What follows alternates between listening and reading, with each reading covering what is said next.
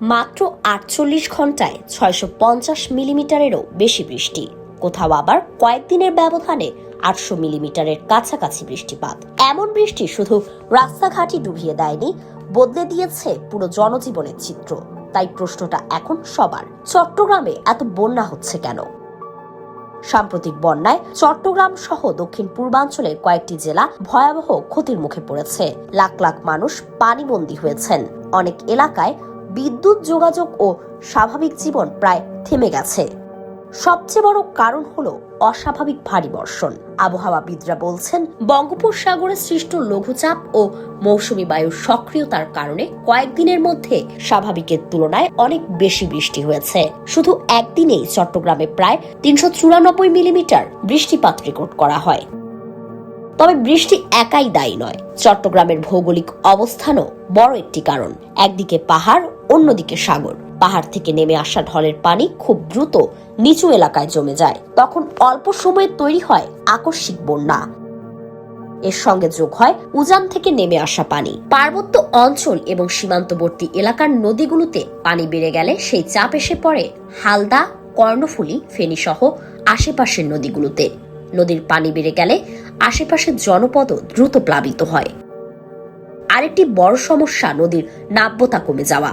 বছরের পর বছর পলি জমে অনেক নদী আগের মতো গভীর নেই, ফলে অতিরিক্ত পানি দ্রুত সাগরে নামতে পারে না। পানি আটকে গিয়ে বন্যার পরিস্থিতি আরো খারাপ হয়। চট্টগ্রাম শহরের ভেতরেও রয়েছে আলাদা সংকট। অনেক খাল দখল, ভরাট কিংবা ময়লায় আটকে গেছে। যেসব খাল একসময় বৃষ্টির পানি সরিয়ে নিত, সেগুলোর অনেকগুলো এখন কার্যকারিতা হারিয়েছে। তাই অল্প সময়ের ভারী বৃষ্টিতেও জলাবদ্ধতা ভয়াবহ আকার নেয়। নগরায়নও এই সমস্যাকে আরো বাড়িয়ে দিচ্ছে। নতুন নতুন ভবন, সড়ক আর কংক্রিটের কারণে মাটিতে পানি শোষণের সুযোগ কমে যাচ্ছে। বৃষ্টির পানি সরাসরি রাস্তায় জমে দ্রুত বন্যায় রূপ নেয়।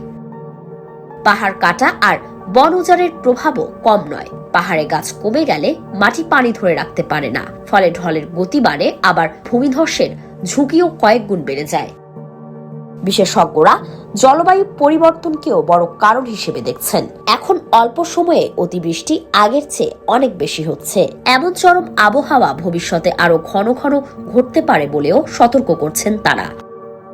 এবারের বন্যায় শুধু ঘরবাড়ি নয়, কৃষিজমি, মাছের ঘের, শিক্ষা প্রতিষ্ঠান এবং সড়ক যোগাযোগও ব্যাপক ক্ষতিগ্রস্ত হয়েছে। বহু পরিবার দিনের পর দিন শুকনো খাবার আর আশ্রয় কেন্দ্রের ওপর নির্ভর করে জীবন কাটিয়েছে।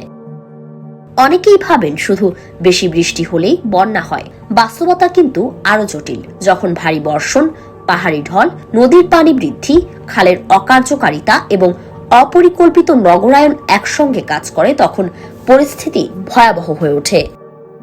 তাই শুধু ত্রাণ দিয়ে এই সমস্যার সমাধান হবে না। নদী খনন, খাল উদ্ধার, কার্যকর ড্রেনেজ ব্যবস্থা, পাহাড় সংরক্ষণ এবং পরিকল্পিত নগর উন্নয়ন একসঙ্গে নিশ্চিত করতে হবে।